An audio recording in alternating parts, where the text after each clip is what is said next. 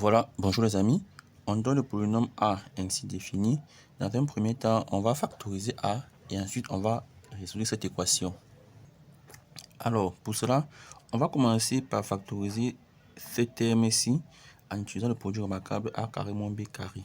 On remarque qu'on peut écrire 2x au carré comme 2x, le tout au carré, et 9 comme 3 au carré. Et je complète la suite de mon expression. Voilà, ça donne égal ici, en appliquant ce produit remarquable, donc 2x moins 3, facteur 2x plus 3.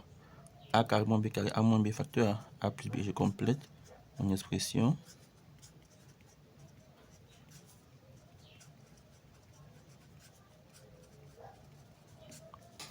Très bien, à ce niveau, on va constater qu'on a un facteur commun qui est 2x moins 3, 2x moins 3, 2x moins 3, que nous allons mettre en facteur.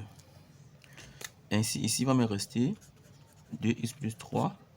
Ici, j'ai moins. Il va me rester ici 3x moins 4 plus, et ici 2x plus 1. Voilà ce que j'obtiens. Maintenant, égal à 2x moins 3. Je vais supprimer les parenthèses. Ça va faire ici 2x plus 3. Quand j'ai moins devant les parenthèses, je change tous les signes. Ça fait donc moins 3x plus 4. Ici, quand j'ai plus, je conserve tous les signes. Donc, égal à 2x moins 3 facteur A. Bon, je peux d'abord associer les x entre eux. Ça va faire 2x moins 3x plus 2x. J'associe les x. Ensuite, je prends les constantes. Plus 3, plus 4, plus 1. Ceci nous donne donc 2x moins 3 facteur A. 2x plus 2x, 4x moins 3x, ça va faire x. On a ici 3 plus 4 plus 1, ça fait plus 8. Donc voici ma forme factorisée de A. Voilà. Maintenant, deuxième question, résoudre cette équation. Comme par hasard, on obtient ici la même expression qu'ici. Juste pour vous dire, généralement, lorsqu'on vous donne un polynôme à factoriser et que par la suite, on vous donne une équation à résoudre, généralement, la forme factorisée doit être le polynôme donné dans l'équation. Ça veut dire que rien que par l'énoncé, je pouvais déjà imaginer que je devais avoir comme résultat de la factorisation cette expression-ci. Bon, ce n'est pas une obligation, mais dans la quasi-totalité des cas, c'est comme ça que ça marche.